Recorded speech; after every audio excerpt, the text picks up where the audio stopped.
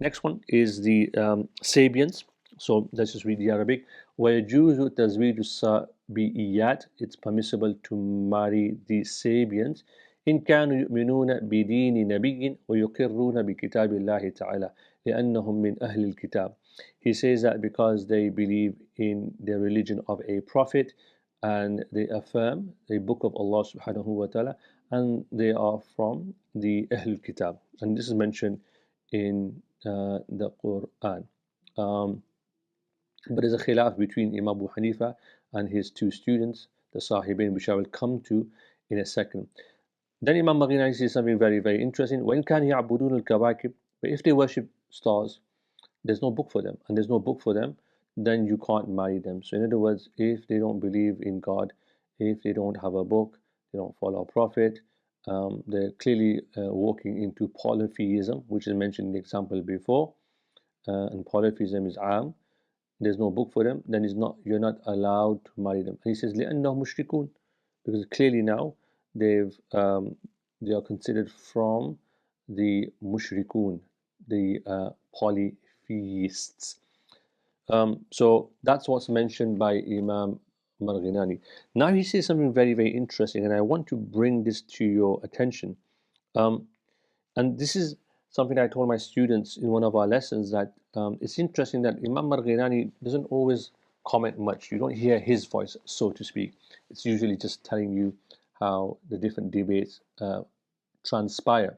But then he says, وَالْخِلَافُ الْمَنْقُولُ فِيهِ مَحْمُومٌ عَلَى اشْتِبَاهِ مَذْهَبِهِمْ. So the difference of opinions that are mentioned by the fuqaha is ambiguous, and everyone's mentioning according to what they've seen. فَكُلُّ أَجَابَ عَلَى مَا وَقَعَ عِنْدَهُ وَعَلَى هَذَا حَلُّ ذَبِيحَتِهِمْ. So what Imam Marghinani is saying here is that there's a debate here amongst the few fuqaha, and they're all giving it up according to what they saw. فَكُلَّ أَجَابَ عَلَى مَا وَقَعَ عِنْدَهُ. They're all responding according to what they saw. مَا وَقَعَ عِنْدَهُ. So it's this observation, this idea that in fiqh, you have to also observation or observing society, people around us, to come down to fiqh, right? So to know what's actually going on. Why is this important?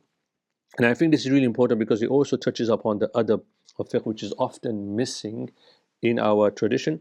But it also teaches you a husnul dhan that you should have of ulama who have difference of opinion.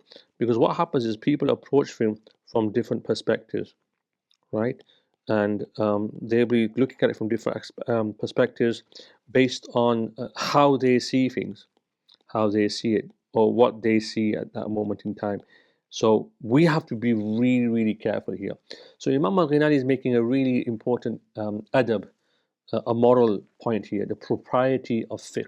And I think it's worth just elaborating on it. Now, Imam Abu Hanifa, according to what's written in the books of commentary, there's a khilaf here. So there's a difference of opinion here between Abu Hanifa and his students. And of course, this was the nature of the early school. And Imam Abu Hanifa allows people to marry the Sabians because according to him, they had a book, which is the book of Zabur, and they were not worshipping stars. And it's mentioned that they only saw the stars as a way of ta'zeem, just like we venerate the Kaaba. We don't worship the Kaaba, but we venerate the Kaaba. But the Sahibin disagreed, and they disallowed it, and they say can't marry the Sabians because they don't have a book, and they worship stars, right? So from Imam Abu Hanifa's perspective, أنهم من أهل الكتاب يقرؤون الزبور, that they would read the book that was revealed to Dawood alayhi salatu salam, and they weren't worshipping stars, but they were doing ta'zeem, just like we do ta'zeem of the Qibla by facing towards it. But according to the Sahibin, they were worshipping stars. They had no books. And so it's like worshipping idols. Yeah. But there's no khilaf in haqiqah between them. But the point I want to make here right at the end, and we haven't done this quite enough, is that it's worth reflecting that jurists can't come to different opinions. They can come to different conclusions based on observation. And this is why it's really, really important that scholars get out and see what's going on in society. They have to, because fiqh is all about lived reality. Live reality. Right? I can't emphasize this enough. Sitting in ivory towers doesn't quite cut it. So I just wanted to use this as an example, and it's a really nice little commentary, if you like, from Imam Marghinani, may Allah please him. And I want students to really think about this in detail, that we should be very circumspect, we should be respectful, we should be dignified, we should respect people's differences of opinion. Until next time, I will see you very, very soon. Assalamu alaikum wa rahmatullahi wa barakatuh.